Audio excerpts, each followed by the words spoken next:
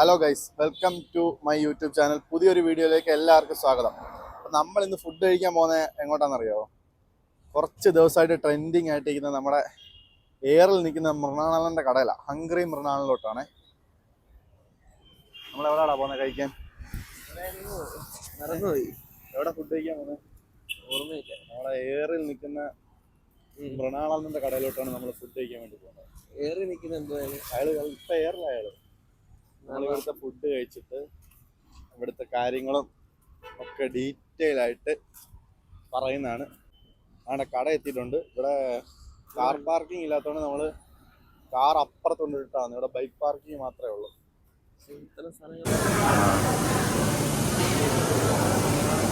ഇവിടെ ഇങ്ങനെ ക്യൂ നിന്ന് ഫുഡ് ഓർഡർ ചെയ്ത് പേയ്മെൻറ്റും ചെയ്ത് ടോക്കൺ എടുത്ത് നമ്മളിങ്ങനെ നിൽക്കണം, എന്നിട്ടേ ഫുഡ് കിട്ടത്തുള്ളൂ. ദാണ്ട കണ്ടില്ലയോ, സ്ട്രോയ്ക്ക് വരെ പ്രൈസ് ആഡാക്കിയിട്ടുണ്ട്.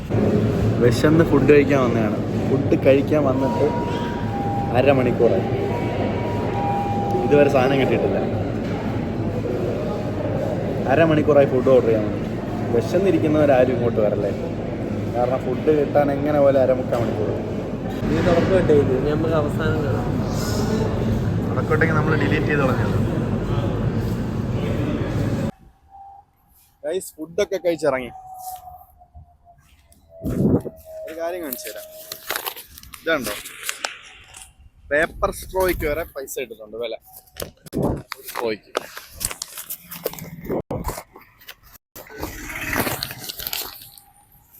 ഫുഡ് നല്ല കുഴപ്പമില്ലാത്ത ടേസ്റ്റ് ഒക്കെ ഉണ്ട് ഫുഡിന്.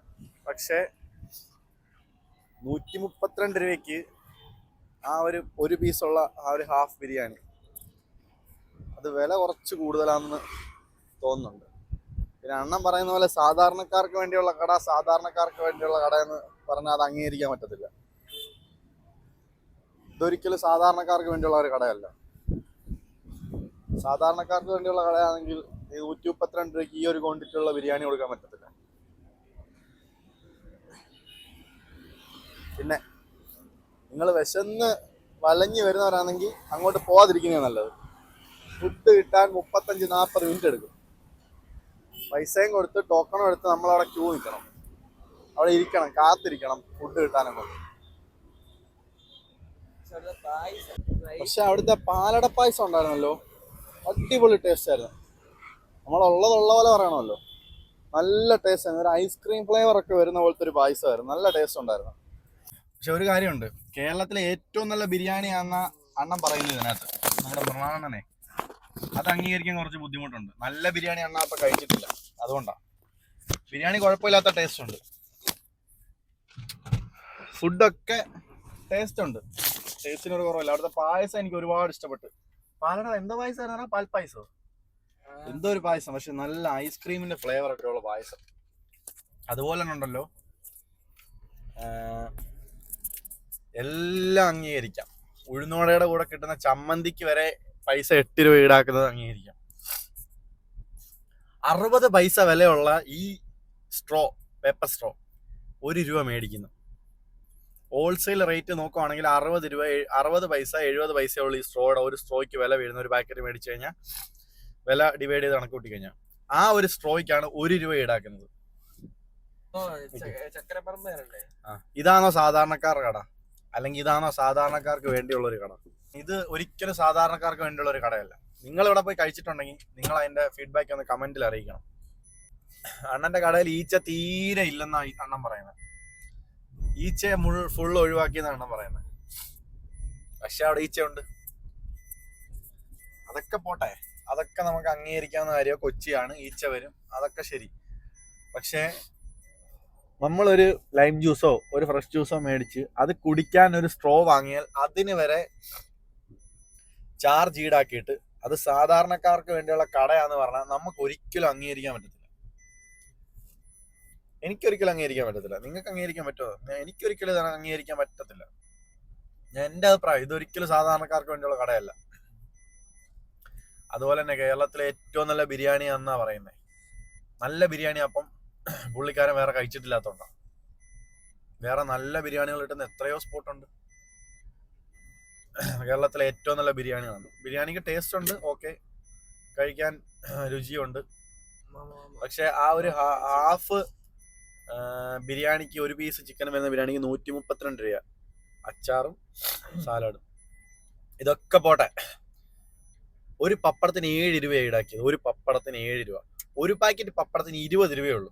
അത് ഹോൾസെയിലായിട്ട് മേടിച്ചാൽ 15 രൂപ 16 രൂപയ്ക്ക് പപ്പടം കിട്ടും. ഒരു പാക്കറ്റ് പപ്പടം. ആ ഒരു പാക്കറ്റ് പപ്പടത്തിനകത്ത് 13 പീസുണ്ട്. ഞാനൊരു കട നടത്തുന്നതിനൊക്കെ ആയിരുന്നു. 13 പീസോളം പപ്പടം ഉണ്ട് ഒരു പാക്കറ്റ് പപ്പടത്തിൽ. അതിന്റെ ഹോൾസെയിൽ റേറ്റ് എന്ന് പറഞ്ഞു കഴിഞ്ഞാൽ 14 രൂപ മാക്സിമം വരത്തുള്ളൂ. ഒരു പപ്പടത്തിന് ഈടാക്കിയത് 7 രൂപയാണ്. ഒരു പാക്കറ്റ് പപ്പടം പൊരിക്കാൻ എത്ര എണ്ണ വേണ്ടി വരും? ഇങ്ങനൊക്കെ കാണിച്ചിട്ട് അത് സാധാരണക്കാർക്ക് വേണ്ടിയുള്ള കടയാന്ന് പറഞ്ഞു കഴിഞ്ഞാൽ നമുക്കത് അംഗീകരിക്കാൻ പറ്റത്തില്ല. നിങ്ങൾ അവിടെ പോയി ഫുഡ് കഴിച്ചിട്ടുണ്ടെങ്കിൽ നിങ്ങളുടെ അഭിപ്രായം ഉറപ്പായിട്ടും എന്റെ ഫീഡ്ബാക്ക് ആയിട്ട് അറിയും. ഞാനും ഒരു ചായക്കട നടത്തിക്കൊണ്ടിരിക്കുന്ന ഒരാളാണ്. ഇപ്പൊ നാട്ടിലെ വടയും ചായയും കൂടെ ഒരു കടയുള്ളയാ. നമ്മളിങ്ങനെ കഴിക്കാൻ വരുന്നത് ഡെയിലി ഒരു 1000 വട, 500, 600, 1000 വടക്കകത്ത് വിൽക്കുന്നുണ്ട്. നമ്മൾ അവരുടെ അടുത്ത് ഇങ്ങനെ വടയുടെ കൂടെ ചമ്മന്തിക്കുള്ള പൈസയൊന്നും മേടിക്കുന്നില്ല. വടയ്ക്ക് 10 രൂപയേ ഉള്ളൂ. അതല്ലല്ലോ ഇപ്പം 1 അല്ല 2 അല്ല 3 അല്ല 4 തവണ ചമ്മന്തി ചോദിച്ചാൽ നമ്മൾ ചമ്മന്തി കൊടുക്കും. ചമ്മന്തിക്കൊന്നും പൈസ മേടിച്ചിട്ടില്ല. അത് നമ്മുടെ നാട്ടിൽ നമ്മുടെ അവിടെ വന്ന് വട കഴിച്ചവർക്കൊക്കെ നമുക്കറിയാം. നമ്മളാരും അങ്ങനെ എന്തായാലും മേടിക്കുന്നില്ല. അപ്പം പുള്ളിക്കാരൻ ഉദ്ദേശിക്കുന്നത് ബിസിനസ്സാണ്, ബിസിനസ് മൈൻഡാണ്. നിങ്ങളെല്ലാം ഞാൻ മേടിച്ചു തരാം. ഒരു പാക്കറ്റ് പേപ്പർ സ്ട്രോ ഞാൻ അവിടെ കുടിച്ച ആ സെയിം സ്ട്രോ ഒരു പാക്കറ്റിന് 50 രൂപ അല്ലെങ്കിൽ 40 രൂപയേ ഉള്ളൂ ഒരു പാക്കറ്റിന്. പോട്ടെ 50 രൂപ കൂട്ടിക്കോ. അതിൽ ഒരു പാക്കറ്റിൽ ഏറ്റവും കുറഞ്ഞത് 50 പീസ് കാണും, ചിലപ്പോൾ 60 പീസ് വരെ കാണും. ഞാൻ എൻ്റെ ഒരു ഊഹം പറഞ്ഞതാണ്. 40 രൂപയുള്ള ഹോൾസെയിൽ റേറ്റ്. ഹോൾസെയിൽ കടയിൽ പുള്ളിക്കാരെ ഹോട്ടലൊക്കെ നടത്തുന്നതുകൊണ്ട് ബൾക്കായിട്ട് എടുക്കുകയാണെങ്കിൽ എങ്ങനെ പോയാലും അതിൽ താഴെ കിട്ടും ആ ഒരു സ്ട്രോയ്ക്ക്. അപ്പം വെറും 60 പൈസയെ വില വരത്തുള്ളൂ, അല്ലെങ്കിൽ 70 പൈസയെ വില വരത്തുള്ളൂ. ആ ഒരു സ്ട്രോയ്ക്ക് നമ്മളിൽ നിന്നും 1 രൂപ എന്തിനാ ഈടാക്കുന്നത്? ആ സ്ട്രോയുടെ പൈസ അങ്ങ് ഈടാക്കിയാ പോരായോ? ഇതാണോ സാധാരണക്കാരുടെ കട?